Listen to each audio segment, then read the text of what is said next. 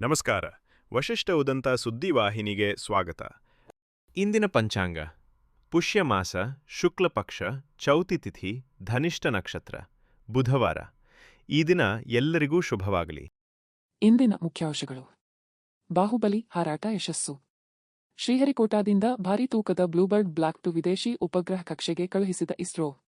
ಇದು LV-M3 ರಾಕೆಟ್ನ 6ನೇ ಕಾರ್ಯಾಚರಣಾ ಹಾರಾಟ ಹಾಗೂ ಇಸ್ರೋದ 101ನೇ ಯಶಸ್ವಿ ಕಕ್ಷಾ ಮಿಷನ್ ಆಗಿದೆ. ಸಕಲೇಶಪುರದಲ್ಲಿ ಭಾರೀ ಗೋಮಾಂಸ ಸಾಗಾಟ ಪತ್ತೆ. ಹಾಸನ-ಮಂಗಳೂರು ಮಾರ್ಗದ ರಾಷ್ಟ್ರೀಯ ಹೆದ್ದಾರಿ 75ರಲ್ಲಿ ಮಧ್ಯರಾತ್ರಿ ದಾಳಿ. ಪೊಲೀಸರ ಮಿಂಚಿನ ಕಾರ್ಯಾಚರಣೆ. 4,000 ಕೆಜಿ ಗೋಮಾಂಸ ಜಪ್ತಿ. ಗುಂಡಿಗಳ ರಸ್ತೆಗೆ ಗ್ರಾಮಸ್ಥರ ಪರಿಹಾರ. 3 ಮಳೆಗಾಲ ಕಳೆದರೂ ಶಾಸಕಿಗೆ ಮನವಿ ಮಾಡಿದರು. ಶೂನ್ಯ ಅಭಿವೃದ್ಧಿ ಜನಪ್ರತಿನಿಧಿ ಕೈಬಿಟ್ಟು ಸ್ವಂತ ಹಣದಲ್ಲಿ ಜನರಿಂದಲೇ ರಸ್ತೆ ನಿರ್ಮಾಣ. ಈಗ ಮೈಸೂರಿನ ಪ್ರಮುಖ ಸುದ್ದಿಗಳು. ಹುಣಸೂರು ತಾಲೂಕಿನ ನೇಗತ್ತೂರು ಗ್ರಾಮದಲ್ಲಿ ರೈತನ ಮೇಲೆ 2 ಹುಲಿಗಳು ದಾಳಿ ಮಾಡಲು ಯತ್ನಿಸಿದ ಘಟನೆ ಭೀತಿ ಮೂಡಿಸಿದೆ. ಕೃಷಿ ಕೆಲಸದಲ್ಲಿದ್ದ ರೈತ ವರ್ಷಿತ್ ಗೌಡ ಮೇಲೆ ಏಕಾಏಕಿ 2 ಹುಲಿಗಳು ದಾಳಿ ಮಾಡಲು ಮುಂದಾಗಿದ್ದು, ಸಮಯಪ್ರಜ್ಞೆ ತೋರಿದ ಅವರು ಪ್ರಾಣಾಪಾಯದಿಂದ ಪಾರಾದರು. ಈ ಘಟನೆ ಗ್ರಾಮಸ್ಥರಲ್ಲಿ ಆತಂಕ ಮೂಡಿಸಿದೆ. ಮಾಹಿತಿ ತಿಳಿದ ಕೂಡಲೇ ಅರಣ್ಯ ಇಲಾಖೆ ಅಧಿಕಾರಿಗಳು ಸ್ಥಳಕ್ಕೆ ಭೇಟಿ ನೀಡಿ ಪರಿಶೀಲನೆ ನಡೆಸಿದರು. ಹುಲಿಗಳ ಸಂಚಾರದ ಬಗ್ಗೆ ನಿಗಾ ವಹಿಸಲಾಗುತ್ತಿದ್ದು, ಗ್ರಾಮಸ್ಥರು ಎಚ್ಚರಿಕೆಯಿಂದ ಇರಬೇಕು ಎಂದು ಅಧಿಕಾರಿಗಳು ಸೂಚಿಸಿದ್ದಾರೆ. ಅಲ್ಲದೆ ಅರಣ್ಯ ಇಲಾಖೆ ವತಿಯಿಂದ ಗಸ್ತು ಹೆಚ್ಚಿಸಲಾಗುವುದು ಎಂದು ಭರವಸೆ ನೀಡಲಾಗಿದೆ. 2028ರವರೆಗೂ ಮುಖ್ಯಮಂತ್ರಿ ಸಿದ್ದರಾಮಯ್ಯ ಅವರೇ ಸಿಎಂ ಆಗಿರುತ್ತಾರೆ ಎಂದು ಸಚಿವ ಜಮೀರ್ ಅಹ್ಮದ್ ಖಾನ್ ಮೈಸೂರಿನಲ್ಲಿ ಸ್ಪಷ್ಟಪಡಿಸಿದರು.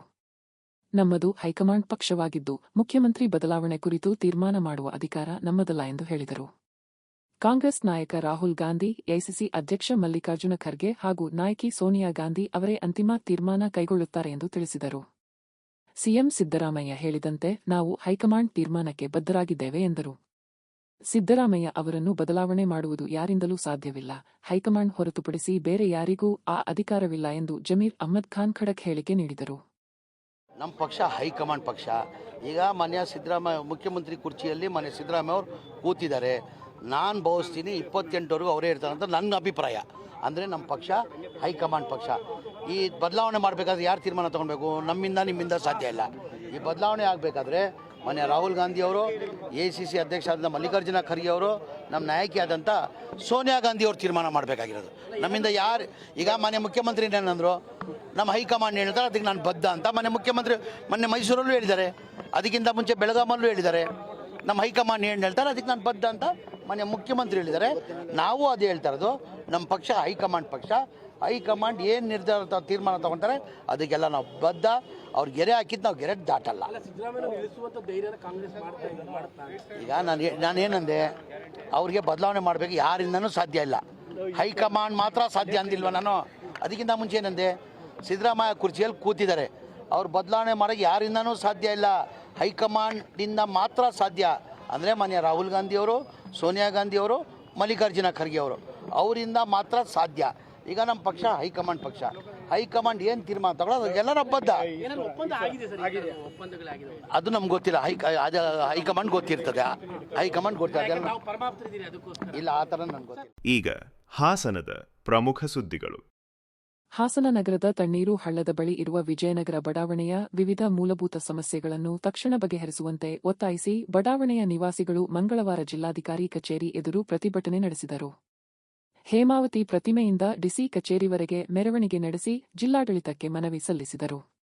ಬಡಾವಣೆಯ ಕೆರೆ ಸ್ವಚ್ಛತೆ, ಕುಡಿಯುವ ನೀರಿನ ಘಟಕದ ಸ್ಥಳಾಂತರ ಹಾಗೂ ಗುಡ್ಡೇನಹಳ್ಳಿ ನಮ್ಮ ಕ್ಲಿನಿಕ್ ಆರೋಗ್ಯ ಕೇಂದ್ರದಲ್ಲಿ ವೈದ್ಯರು, ಸಿಬ್ಬಂದಿ ಮತ್ತು ಮೂಲಸೌಕರ್ಯಗಳ ಕೊರತೆ ಇದೆ ಎಂದು ಆರೋಪಿಸಿದರು.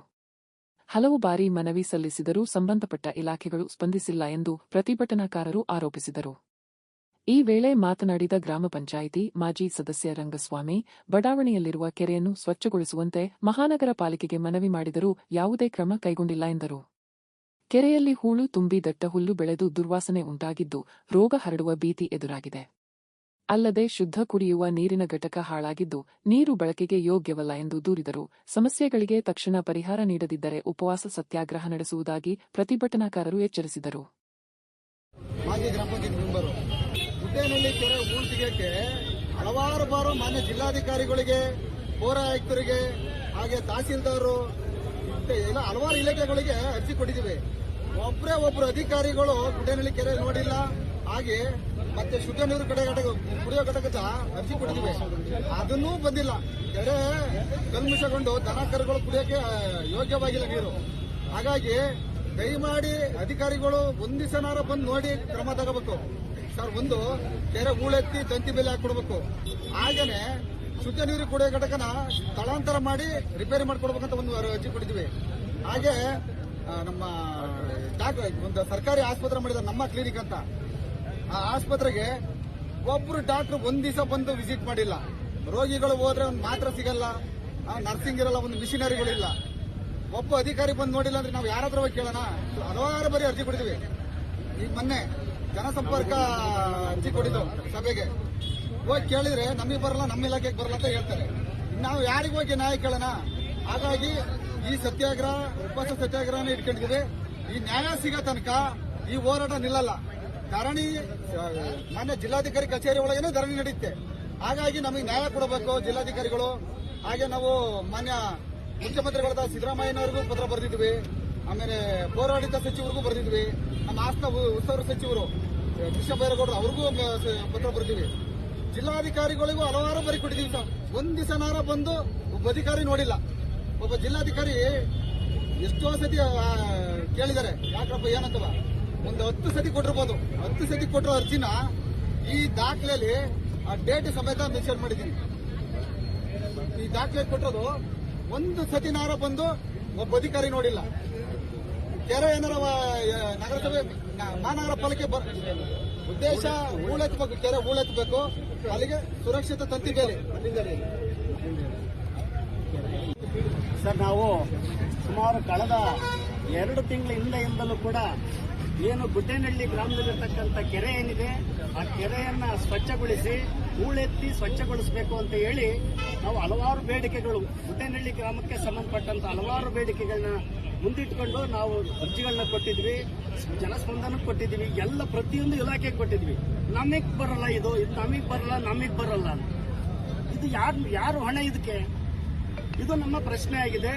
ನಾವು ಸರ್ಕಾರಕ್ಕೆ ನಾವು ಒಂದು ಮೆರವಣಿಗೆ ಮಾಡಿ ಮನವಿ ಸತ್ಯಾಗ್ರಹ ಮಾಡೋದ್ರ ಮುಖಾಂತರ ನಾವು ಸರ್ಕಾರಕ್ಕೆ ಅಲ್ಲಿ ಹೂಳೆತ್ತಿ ಕೆರೆಯನ್ನ ಸ್ವಚ್ಛಗೊಳಿಸಿಕೊಡ್ಬೇಕು. ಅಲ್ಲಿರ್ತಕ್ಕಂಥ ಕುಡಿಯೋ ನೀರಿನ ಘಟಕನ ರಿಪೇರಿ ಮಾಡಿಸಿ ಕ್ಲೀನಾಗಿ ಅದನ್ನು ಕುಡಿಯೋ ನೀರು ಜನರಿಗೆ ಉಪಯೋಗ ಆಗೋ ರೀತಿಯಲ್ಲಿ ಕ್ರಮ ಕೈಗೊಳ್ಳಬೇಕು. ಅಲ್ಲಿ ನಮ್ಮ ಕ್ಲಿನಿಕ್ ಅಂತ ಒಂದು ಆರೋಗ್ಯ ಕೇಂದ್ರ ಇದೆ. ಜಿಲ್ಲಾಧಿಕಾರಿ ಲತಾ ಕುಮಾರಿ ಅವರು ಬೆಳ್ಳಂಬೆಳಗ್ಗೆ ಸಕಲೇಶಪುರಕ್ಕೆ ದಿಢೀರ್ ಭೇಟಿ ನೀಡಿ ಸಾರ್ವಜನಿಕ ಸ್ಥಳಗಳಲ್ಲಿ ಪರಿಶೀಲನೆ ನಡೆಸಿದರು. ಪಟ್ಟಣದ ಸ್ವಚ್ಛತೆ, ರಸ್ತೆ ಅವಸ್ಥೆ, ಸಂಚಾರ ವ್ಯವಸ್ಥೆ ಮತ್ತು ಸಾರ್ವಜನಿಕ ಸೌಲಭ್ಯಗಳ ಸ್ಥಿತಿ ಕುರಿತು ಸ್ಥಳೀಯ ಅಧಿಕಾರಿಗಳಿಂದ ಮಾಹಿತಿ ಪಡೆದುಕೊಂಡರು.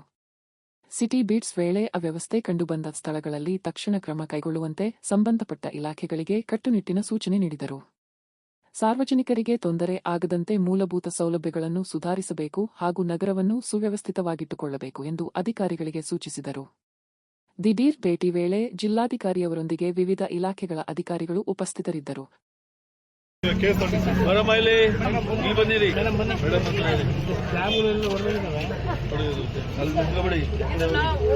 ಓಪನ್ ಡಸ್ಟ್ಬಿನ್ ಅಂತ ಡಿಕ್ಲೇರ್ ಮಾಡ್ಕೊಳ್ಳೋದು. ಯಾವ ನಾಗರಿಕತೆಯಲ್ಲಿ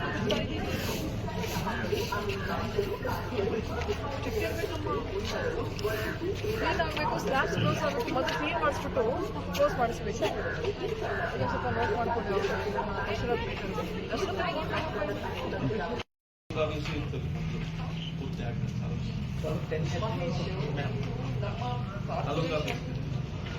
ಜಾಗ ಆದರೆ ಯಾಕೆ ಅಬಂಡನ್ ಮಾಡಿದ್ದೀವಿ? ಸಾಹೇಬರು ಜಾಗ ತೋರಿಸಿ ಯಾರು ಬೇಕಿದ್ರು ಬಂದು ಶೆಡ್ ಹಾಕೋಬೋದು, ಯಾರು ಬೇಕಿದ್ರು ಬಂದು ಅಲ್ಲಿ ಶೆಡ್ಗಳು ಹಾಕೋಬೋದು. ಒಂದು ರೆಗ್ಯುಲೇಷನ್ ಮಾಡ್ಕೊಳ್ಳಿ. ಯಾರು ಇದೆಲ್ಲ ಹಾಕಿದ್ದಾರೆ ಅವ್ರ ಹತ್ರ ಸೆಸ್ ಕಲೆಕ್ಟ್ ಮಾಡ್ಕೊಂಡಿದ್ದೀರಾ, ಅಪರ್ಮಿಷನ್ ಕೊಡಿ, ಆಕ್ಷನ್ ಮಾಡಿ, ಡಿಸಿಪ್ಲಿನ್ ಮಾಡ್ತೀವಿ. ಅವರೇ ಇರಲಿ, ಅವ್ರನ್ನೇ ತೆಗೆಸಿ ಅಂತ ಹೇಳಲ್ಲ, ಅವ್ರಿಗೆ ಅಲೋ ಮಾಡಿ. ಬಟ್ ಪ್ರಾಪರ್ ಮ್ಯಾನರಿಸಮಲ್ಲಿ ಮಾಡ್ತೀವಿ. ಈಗ ಈ ಮಳಿಗೆಗಳೆಲ್ಲ ಕೊಟ್ಟಿದ್ದೀರಾ? ಕನ್ಸ್ಟ್ರಕ್ಷನ್ ಆಗ್ತಾನೆ ನಗರದಲ್ಲಿ ನಾವು ಗ್ರಾಂಟ್ ಅಪ್ಲಿಕೇಶನ್ ಮಾಡಿ ಅಟ್ಲೀಸ್ಟ್ ಒಂದು ರಿಪೇರ್ ಮಾಡಿ ಎಲ್ಲ ಒಂದು ಇದಕ್ಕಾದ್ರೂ ಆಕ್ಷನ್ ಮಾಡಿ ನಿಮ್ಗೊಂದು ರಿಸೋರ್ಸ್ ಬರೋದು, ರೆವೆನ್ಯೂ ಬರೋದಾ, ದುಡ್ಡು ಬರೋದಾ? ಮತ್ತೆ ಈಗ ರಿಸರ್ವ್ ಮಾಡಿ ಮೇಡಮ್, ಈಗ ಮಾಡ್ತೀವಿ ಮೇಡಮ್, ಈಗ ನಗರದ ಫೋರ್ಸ್ ಓಕೆ ಸರ್. ಅದೇ ಈಗ ಆಲ್ರೆಡಿ ಇರೋದನ್ನ ಯೂಸ್ ಮಾಡಕ್ಕೆ ಬರಲ್ಲ. ಇಲ್ಲ ಮೇಡಮ್, ಇನ್ನೂ ಕನ್ಸ್ಟ್ರಕ್ಷನ್ ಆಗಿದೆ ಒಳಗಡೆ ಎಲ್ಲ ಶೆಡ್ ಹಾಕಿದಿರೋದ್ರಿ, ಕ್ಲಿಯರ್ ಆಗಿದೆ ಮೇಡಮ್. ಮೇಲ್ಗಡೆ ಕ್ಲಿಯರ್ ಆಗಿದೆ ಸರ್, ಅದು ಆಕ್ಷನ್ 2 ಸರಿ ಬಂದ್ಬಿಟ್ಟು ನಿಂತಿರೋದು. ಮಲಗಿದೆ MLA ಸಾಹೇಬರು ಐದಕ್ಕೆ ಶೌಚ ಎಲ್ಲ ಮಾಡಿಸಿ ಆಮೇಲೆ ಉದ್ಘಾಟನೆ ಮಾಡೋಣ ಅಂತೇಳಿ ಸ್ಟಾರ್ಟ್ ಮಾಡಿದ್ರು.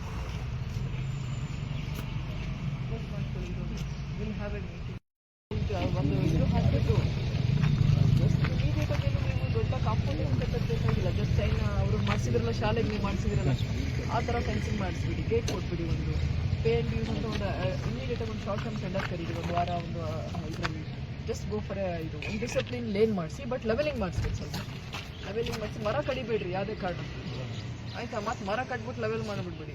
No tree should be cut.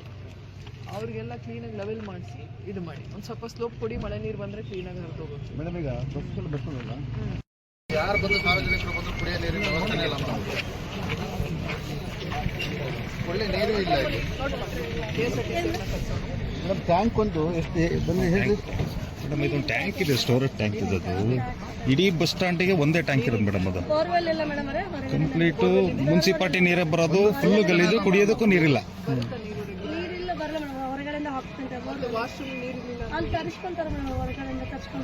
ಇಡೀ ಬಸ್ ಸ್ಟ್ಯಾಂಡಿಗೆ ಒಂದೇ ಟ್ಯಾಂಕ್ ಇರೋದು ಮೇಡಮ್. ಅದು ಮುನ್ಸಿಪಾಲ್ಟಿ ನೀರೇನು ಬರುತ್ತೆ.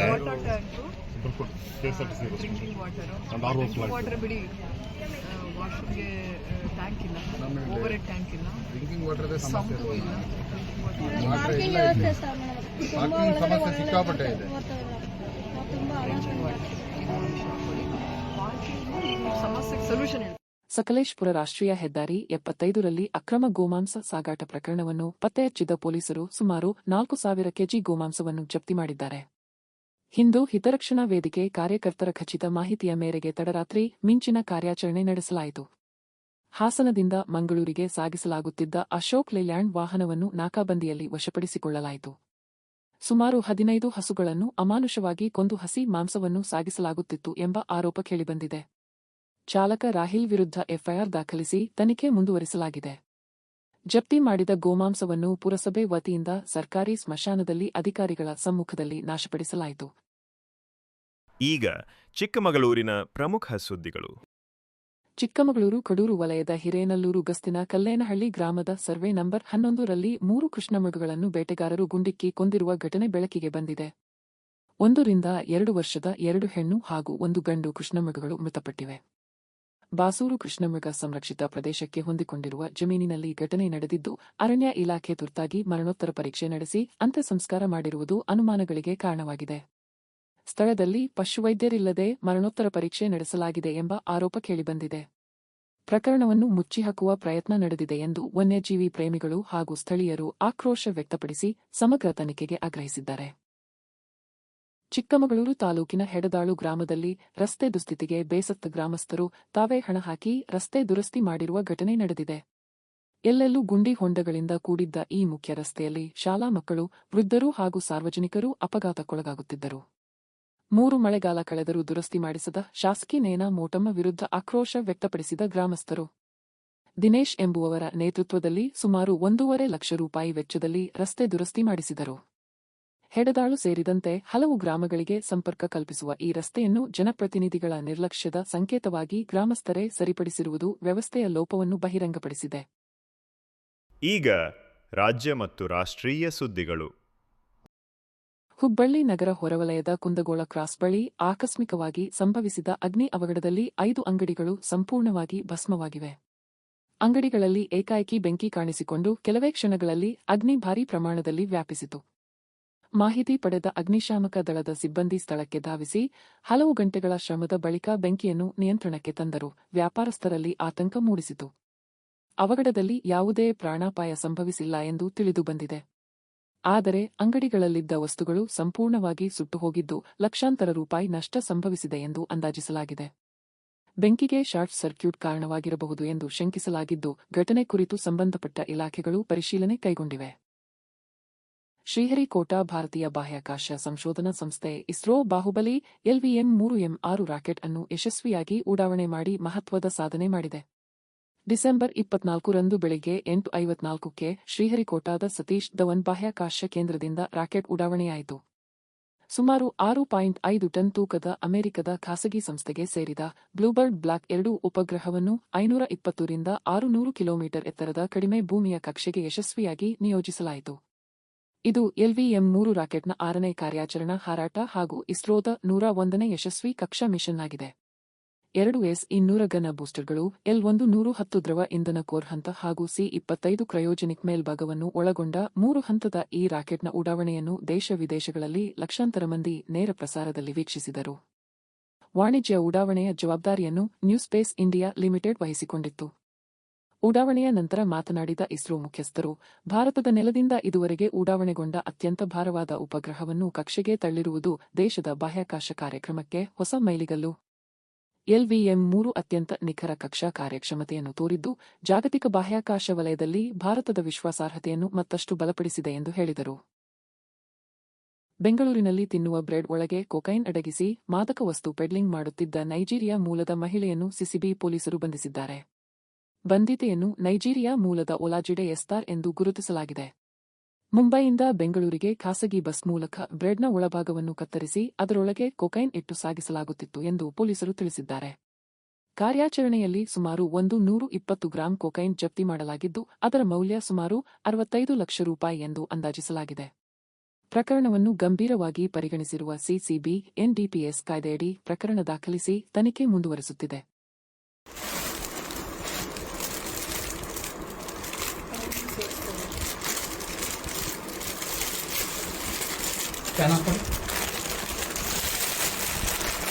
Slow.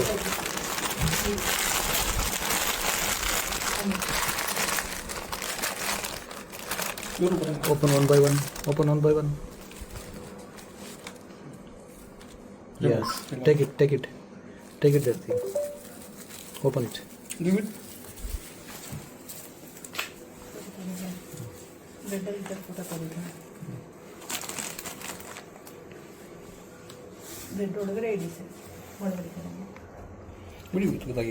ಇದು ಫೋಟೋ ಇದು ಎಲ್ಲಿಂದ ಇದು ತೂಕ ಮಾಡಿ ಓಪನ್ ಮಾಡಿ ಫಸ್ಟ್ ತೂಕ ಮಾಡೋದು ಎಷ್ಟಿದೆ ಮತ್ತೆ ತೆಗೆದು ನೋಡಿ ಅದೇನು ಐಟಮ್ ಗೊತ್ತಾಗಲಿ ಆಮೇಲೆ ನೋಡೋಣ ಸರ್.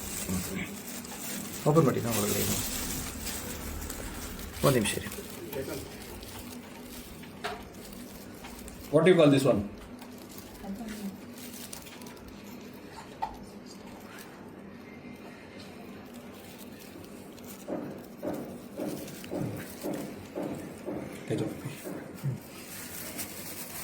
ಸ್ವಲ್ಪ ಮೇಲೆ ಎತ್ತಿದ್ದು.